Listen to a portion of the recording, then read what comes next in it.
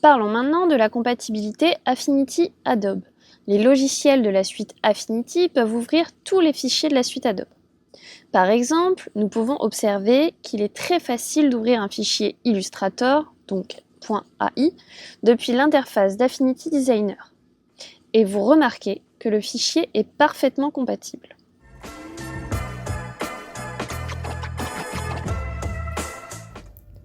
Par exemple, vous souhaitez ajouter des onglets à l'espace par défaut. Je me rends dans l'onglet Affichage, puis Studio, pour choisir un nouveau panneau de contrôle. Nous allons ajouter le panneau Caractères, puis Paragraphe, et enfin le panneau Symbole. Nos 3 fenêtres sont maintenant ajoutées à notre espace.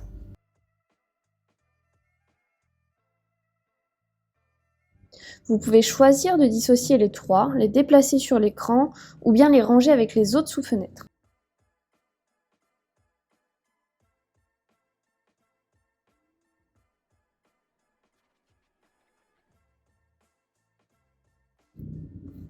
Maintenant, pour enregistrer cette configuration et la définir par défaut, je me rends dans Affichage, puis Préréglage du studio et en cliquant sur Ajouter un préréglage.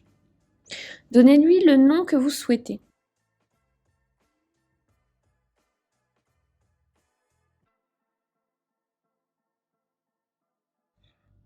Vous pouvez réorganiser votre espace de travail par exemple, puis revenir simplement à votre configuration en allant dans Affichage, Préréglage studio, puis choisissez votre préréglage.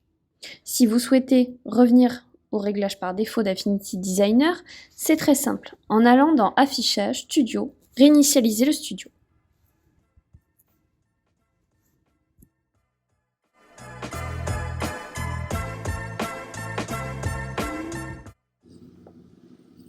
Affinity Designer dispose de 3 modes d'interface, que l'on appelle des personas. Chaque interface propose des outils et des méthodes différentes de travail. À l'ouverture du logiciel, vous commencerez par le persona principal, le Designer Persona.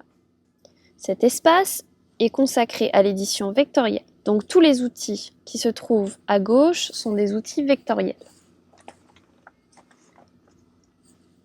Le second espace est le Pixel Persona. Ces outils se rapprochent plus de Photoshop et l'interface est réservée au tramage, ce qui vous permet de travailler en bitmap. Nous remarquons d'ailleurs que les outils ont changé.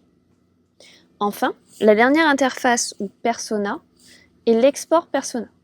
Cet espace de travail vous propose des outils plus précis en termes d'export. Vous pouvez choisir d'exporter votre document en entier ou seulement un objet ou un calque. Voyons les fonctions annuler-rétablir dans l'historique. Par exemple, en allant dans Modifier, vous pouvez cliquer sur Annuler, la dernière modification, puis rétablir l'opération. Vous avez également les raccourcis clavier pour annuler, commande Z, puis rétablir, commande Shift Z. En bas à droite, vous pouvez observer l'onglet Historique, avec la liste de toutes les opérations. Avec le curseur Position, vous pouvez vous déplacer dans la liste des opérations. Vous pouvez aussi choisir une étape spécifique dans la liste. Vous pouvez également choisir d'enregistrer cet historique avec votre document en se rendant dans Fichier, puis enregistrer l'historique dans le document. Une fois l'historique enregistré, enregistrez votre document, puis fermez-le. Par la suite, si vous l'ouvrez de nouveau, vous pourrez observer que votre historique est toujours là.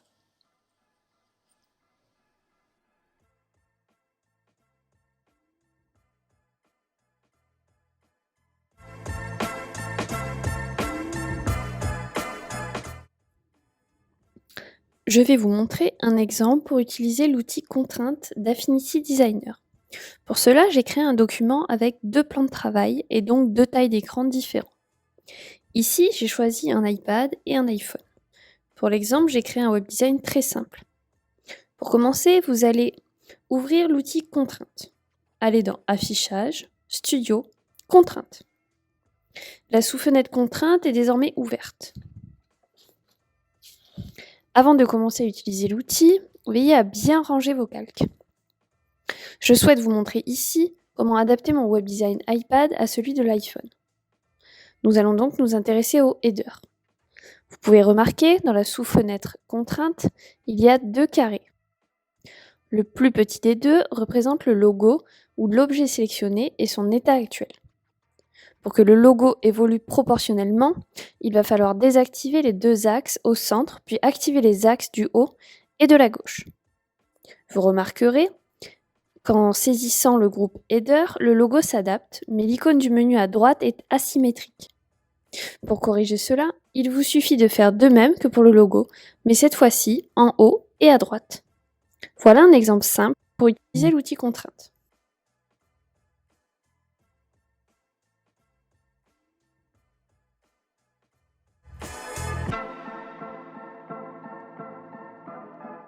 Les symboles vous permettent de réaliser des modifications simultanées à des éléments répétés au sein de votre design.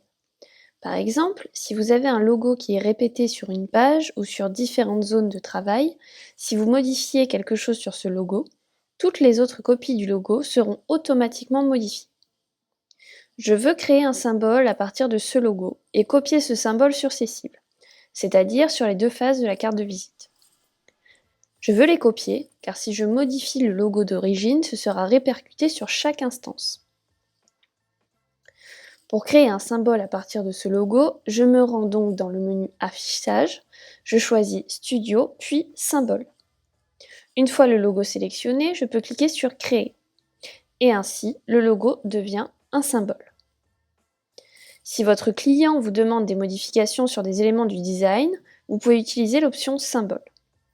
Si je vais dans le calque texte, par exemple, et que je change la typographie du texte, vous pouvez observer qu'elle se modifie partout. Si le client demande un changement sur seulement une instance, c'est possible en désactivant la synchronisation par défaut.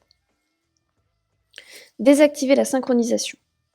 Je sélectionne l'instance, je vais dans les calques, et sélectionne le texte et je modifie la couleur. Une fois que vous avez fait toutes les modifications, vous pouvez activer la synchronisation, ça ne modifiera pas les instances.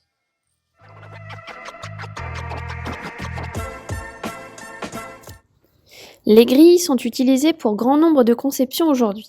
Peu importe la création, que ce soit la peinture, la photographie ou de la mise en page, vous aurez besoin d'une grille. Affinity Designer vous propose un grand nombre d'outils pour créer votre grille de zéro. Vous pouvez mettre en place des lots de grilles séparés ou bien encore des grilles isométriques ou axonométriques. Par exemple, pour créer un ensemble de grilles, il faut d'abord créer un document. Une fois votre document créé, allez dans l'onglet Affichage, Gestionnaire de grilles et d'axes, et pour le moment, vous allez juste activer ou afficher la grille. Une fois la grille affichée, vous allez pouvoir jouer avec le contraste. En mode automatique, vous allez pouvoir dézoomer et zoomer en maintenant la touche Alt, puis jouer avec la molette de votre souris. Ainsi, la grille se reforme automatiquement. En mode basique, peu importe le zoom, votre grille fera toujours 40 points. Dans le mode basique, vous pouvez changer la taille de votre grille, puis choisir le nombre de divisions. Vous pouvez également choisir d'activer le magnétisme de la grille pour pouvoir accrocher un objet. Prenons l'exemple avec un simple carré. Vous remarquez que des repères s'affichent et que le carré a des dimensions parfaites. Si je souhaite enregistrer cette configuration, cliquez sur le petit menu Burger, puis choisissez Gestion des préréglages. Créez d'abord une catégorie personnalisée, donnez-lui le nom que vous voulez. Cliquez sur Créer. Vous pouvez fermer le gestionnaire de préréglages et retourner dans le menu Burger puis créer un préréglage. Donnez-lui le nom de la grille que vous souhaitez enregistrer. Sélectionnez la catégorie puis cliquez sur Créer. Maintenant, votre préréglage est enregistré, vous pouvez le retrouver à tout moment dans votre menu.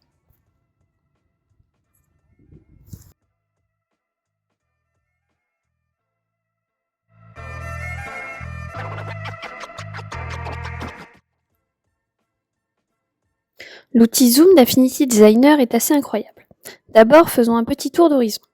Comme pour ses concurrents, il y a plusieurs manières de zoomer dans votre document, comme par exemple en cliquant sur la loupe, puis en utilisant la barre de position en haut à gauche, ou bien avec les raccourcis clavier, commande plus ou commande moins pour dézoomer. Mais le plus incroyable est la capacité du zoom.